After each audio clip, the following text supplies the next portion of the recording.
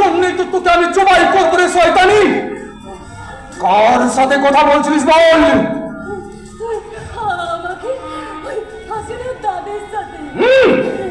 হাসিনার দাদি বুঝি মরদ মানুষ, নচ্ছার মেয়ে মানুষ? তুই আমাকে বিলকুল মিছে কথা বলে ভুলিয়েছিস। নামাজ তুই পড়িস না।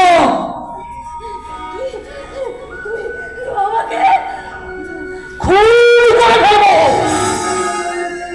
কেটে একটু টুকরো করে ফেলবো। দাদি বহিন চলে গেছে বলে দিলে বহু চোট লেগেছে, তাই না? ডুবে ডুবে পানি খাওয়া যদি তোর বের করে দিতে না পারি, তবে আমার নামে তুই